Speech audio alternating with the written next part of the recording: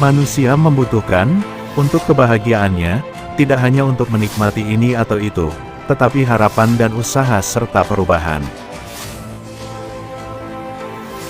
Matematika membawa kita ke wilayah kebutuhan mutlak, di mana tidak hanya kata yang sebenarnya, tetapi setiap kata yang mungkin, harus sesuai. Kontroversi yang paling biadab adalah tentang hal-hal yang tidak ada bukti yang baik.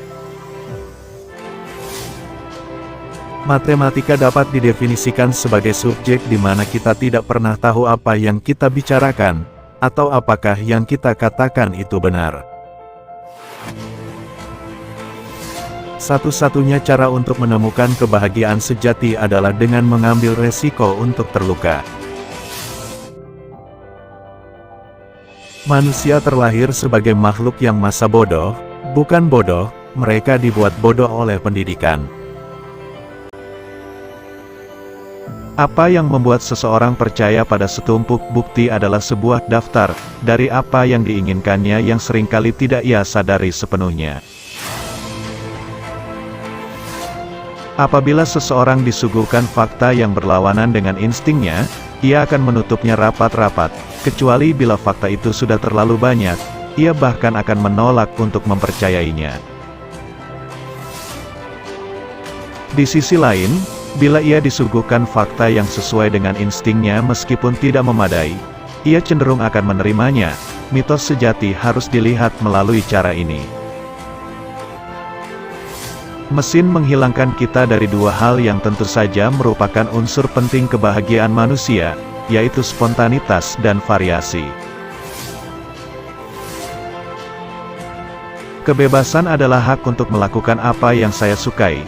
Lisensi, hak untuk melakukan apa yang Anda suka. Jangan biarkan diri Anda teralih oleh apa yang Anda harapkan benar, tetapi lihatlah pada fakta yang ada.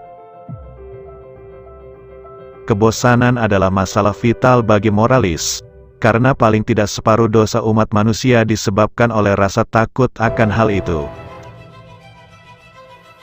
Setelah menikmati diri kita sendiri, kesenangan terbesar berikutnya adalah mencegah orang lain menikmati diri mereka sendiri, atau, lebih umum, dalam perolehan kekuasaan.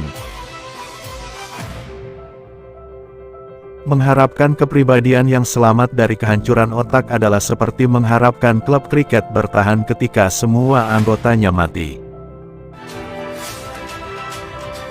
3 nafsu sederhana tetapi sangat kuat, telah mengatur hidup saya: kerinduan akan cinta, pencarian pengetahuan, dan rasa kasihan yang tak tertahankan atas penderitaan umat manusia.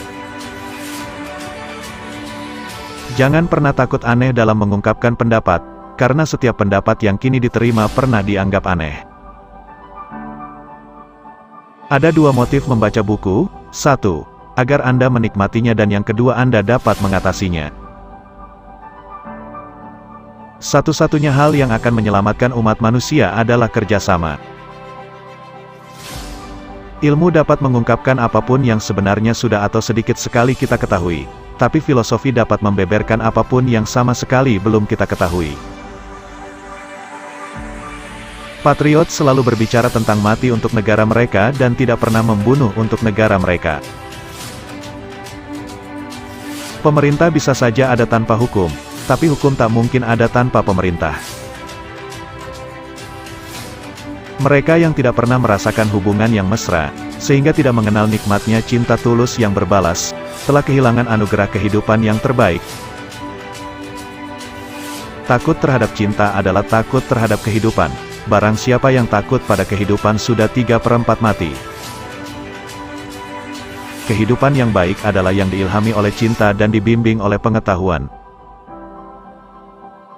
Cinta bukanlah sumber kebahagiaan, tetapi ketiadaan cinta adalah sumber penderitaan. Mengapa propaganda jauh lebih berhasil ketika membangkitkan kebencian daripada ketika mencoba membangkitkan perasaan ramah? Pengemis tidak iri pada miliarder, meskipun tentu saja mereka akan iri pada pengemis lain yang lebih sukses.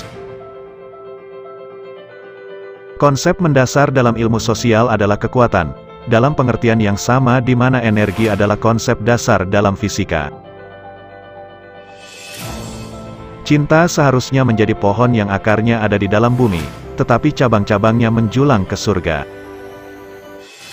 Waktu yang Anda nikmati untuk dihabiskan bukanlah waktu yang terbuang. Ketakutan adalah sumber utama tahayul, dan salah satu sumber utama kekejaman. Untuk menaklukkan rasa takut adalah awal dari kebijaksanaan. Semua ketakutan itu buruk, dan harus diatasi bukan dengan dongeng, tetapi dengan keberanian dan refleksi rasional. Demokrasi adalah proses di mana orang-orang memilih seseorang yang kelak akan mereka salahkan.